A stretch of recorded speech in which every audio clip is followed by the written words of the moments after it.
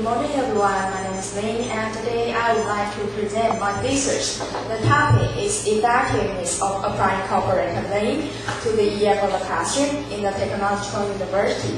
And today my presentation includes introduction, literature review, methodology, results and discussion, and conclusion and suggestion. In the introduction, I'll introduce the background of the study, statements of the problem, purposes of the study, research question, and the definition of terms. The globalization phenomenon has undoubtedly taken place, and English has arisen the most common language for worldwide communication. And among the foreign English language skills, English-speaking proficiency has recently joined a great deal of recent attention in Taiwan, since it plays an important role in tourism, business, and the cultural exchange in the global village. However, most of students in Taiwan fail to use English to communicate with each other. This is partly because inadequate learning environment and the large use of grammar translation method. And in the grammar translation method, students have little keywords, students are shy, passive, and have no confidence. And their scores are graded by individual, and students can put what they have learned into practice. And the previous study on cooperative learning were mostly focused on various courses in secondary or elementary education.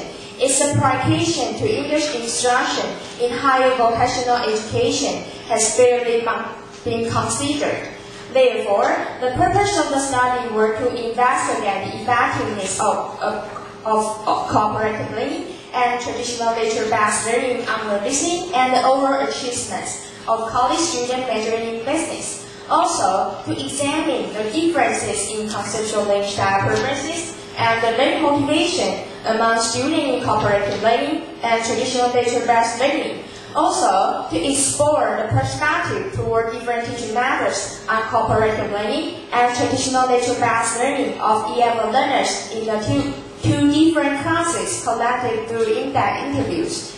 Mainly, there were 6 research questions. First, are there any differences between the effects of cooperative learning and those of traditional literature-based learning on student listening achievement? Second, are there any differences between the effects of cooperative learning and those of traditional literature-based learning on student overall achievement?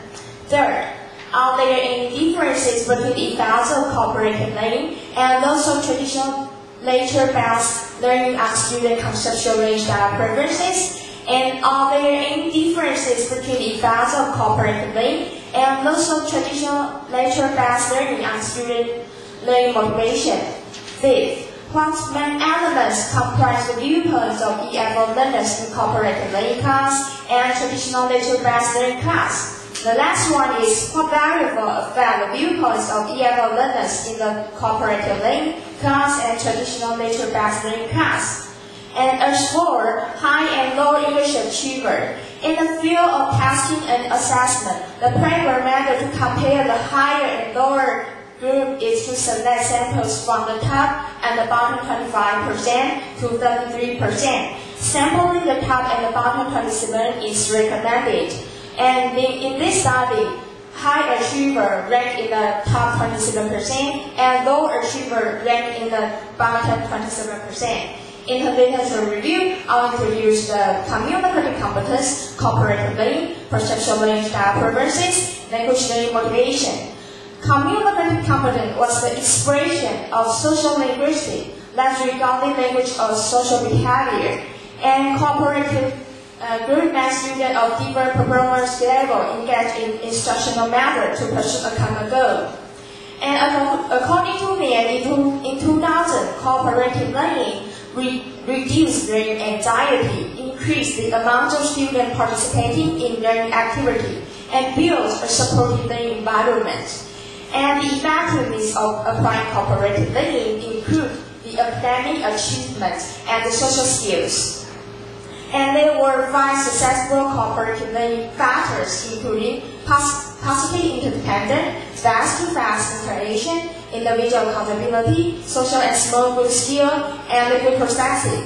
Positive interdependence created the sense that we stand or swarm together. Good members perceive all members as essential for group success, and work together toward a common goal of each other's learning.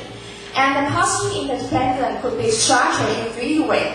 First, positive goal interdependence refers to achieve the learning goal together. Resource interdependence, it refers that students gather limited resources and share the resources together. And role interdependent, it refers that the students were assigned into roles such as chairperson and reporters. And since all the team members have the shared goal, they try their best by exchanging needed resources, encouraging their group members, explain how to solve problems, checking for understanding, discussing concepts being learned, and connecting present with past learning. And individual accountability exists when each of the group members contributes his or her effort to accomplish the goal. This element stresses that group accomplishment depends on the coordination of all members' effort. And social and small group skills. Students should interact in leadership, they have decision making, trust building, conflict management, group processing. Group processing clarify and improve member effectiveness in contributing to cooperative learning, to cooperative effort to attain the group goal.